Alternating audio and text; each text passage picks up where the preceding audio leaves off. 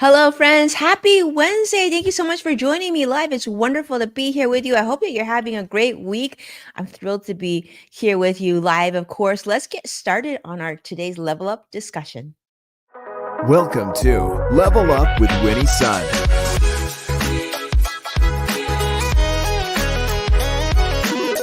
Market update. Speed round. Award-winning financial pro. And now, get ready. I present to you Level Up with Winnie Sun. Hi, friends. I'm Winnie Sun, your host, an award winning financial pro, a Forbes contributor, and a CNBC council member. And yes, we are streaming here live on many different social media platforms. So wherever you're joining me from, don't be shy, jump in, introduce yourself, say hello. It is such a treat to be here with you as we are in March. Yes, I can't believe it. The days are just flying by these days. Well, let's talk about things that are also flying. The stock market is doing pretty well. We'll take it considering like how challenging some of the days of this week have already been. The Dow is currently up 96 points, and Nasdaq's up about 120 some points, and the S&P 500 is also up in positive territory, up over 30 points as well. Now, as we mentioned, right, the Dow has risen, of course, thanks to some of the movement in the tech sector. Some of the big companies are doing quite well today. In addition, the big thing that we're all paying attention to is, of course, on the topic of inflation. So, Jerome Powell, Federal Reserve Chair, as you know, has hinted now at the possibility of rate cuts, interest rate cuts later in 2024, this year. Maybe, I don't know, around an election, possibly. But he's also indicated that the Fed is currently not in a position to reduce borrowing costs. So because of that, we just have to be a little bit more patient. But I think what's nice about that is he's giving an indication that that's the goal. The goal is to lower interest rates. The goal is to reduce rate cuts, right, for everybody here in the United States.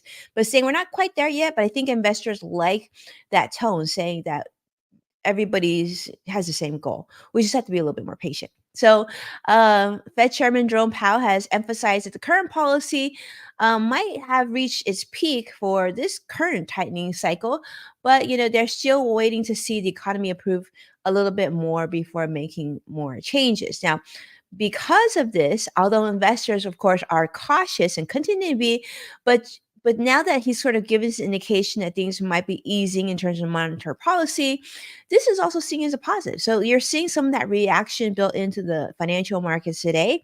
And you can see that investors just want a little taste, a little hint that yes, things could get better. We just got to be patient, right? And that some of the data coming in is still positive, and that's what it takes to continue the positive outlook that we're experiencing today.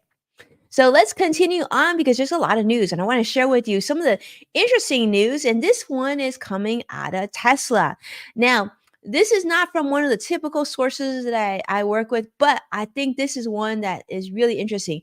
I got this data out of Automotive Insight, and Mike Smith there has shared, but get this, some information about Tesla's 2025 Roadster.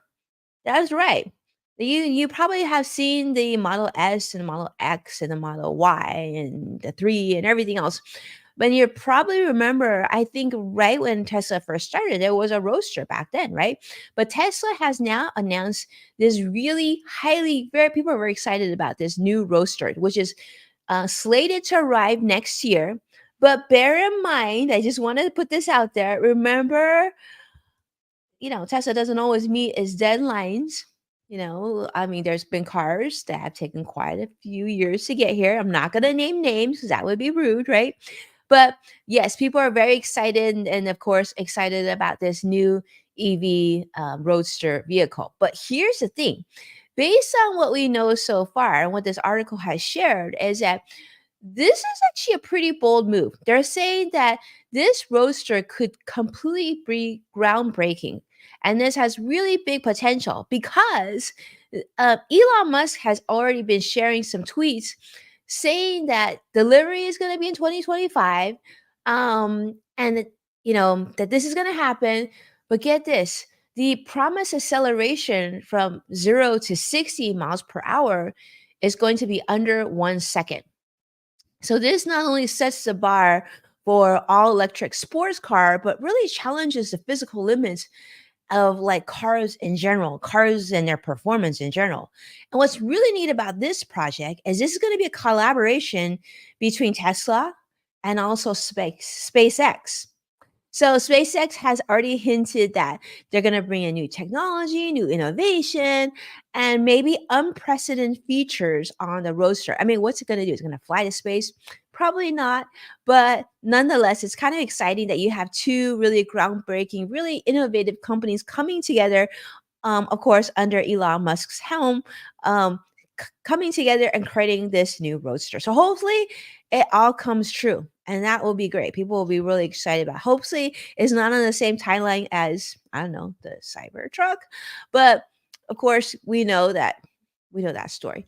But nonetheless, beyond speed, Elon has promised that this is going to. He says, "quote unquote," a mind blowing product demo which suggests that this car, this Roadster, could offer more than just great speed, but maybe other unique advancements in electric vehicle technology and, of course, performance capabilities. I don't know about you, but I'm actually excited. I want to see what this car is going to be like, right? We just heard, like, recently that Apple has exited their sort of Apple car plan. So now we're looking at Tesla. Tesla, what can you bring? We're excited to see. Okay.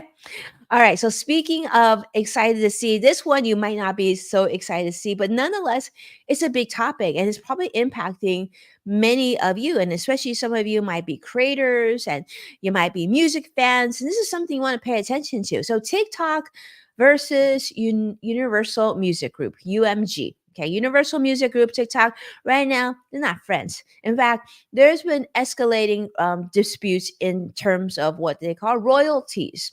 Okay, this is a big thing. Now, this is a story about two really major companies, very popular brands, especially with the younger generation. Now, TikTok has begun removing songs, get this, published by UMG from its platform. Now, if you wonder like what sort of songs you're talking about, these are a lot of the songs and artists that you love dearly. Can we just say Taylor Swift? Taylor Swift is a UMG artist, Justin Bieber, Adele, and so many others. So this dispute is a big thing. This is a fierce exchange of accusations. They're saying that like things aren't fair, and in terms of licensing terms, they're talking about AI concerns, about the future of the music industry, how they can protect artists' rights.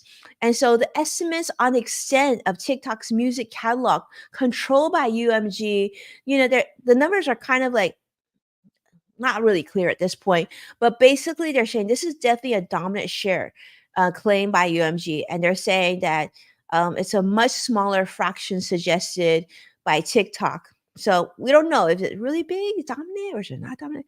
Not quite sure because we're not in the discussions on this.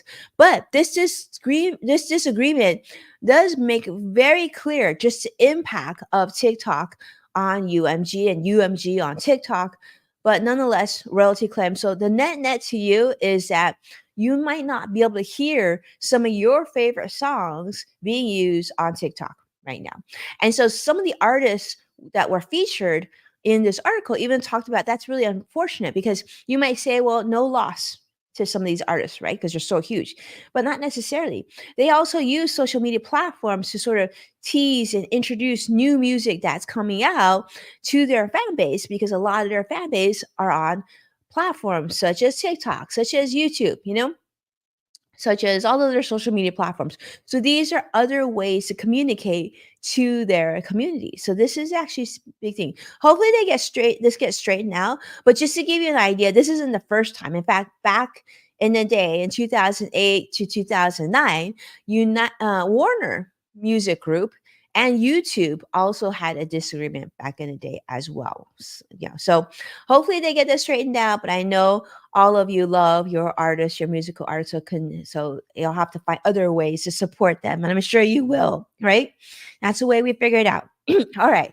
So this is, of course, my next story, and this is about junk fees. Now, I wanted to put this on your radar because this really impacts pretty much all of us. Like, even if you have perfect credit and you're good about paying off your entire credit card balance each and every month, let's face it, we're still humans. And once in a while, you might get a new credit card and you might forget to set up auto bill pay, or it could be something else. And you could have just an unexpected junk fees. And let's face it, junk fees are super annoying because as humans, like we're not robots, making a mistake, not paying something on time, having get hit by fees or interest is like part of reality for I think all of us. Maybe I mean if you're not one of these people, then just put it in comments, let me know who you are and kudos to you.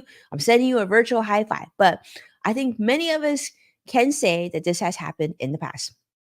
Well, this is an article that was shared on USA Today by Joey Garrison and really talking about how the Biden administration is really cracking down on credit card late fees. Now, this is supposed to be bringing substantial savings to millions of Americans here. And I think this, we could agree that none of us like these junk fees, right? So the Consumer Financial Protection Bureau, or the CFPB, has now finalized a rule that will dramatically reduce the amount of late fees that you and I will be paying and that are be allowed to be charged by credit card companies. Now, under the new regulation, most late fees are going to be capped at just $8. Now, if you've been hit with a late fee before on credit cards, you've probably seen fees maybe like $40, 45, maybe $50. But on average, I guess they're $32.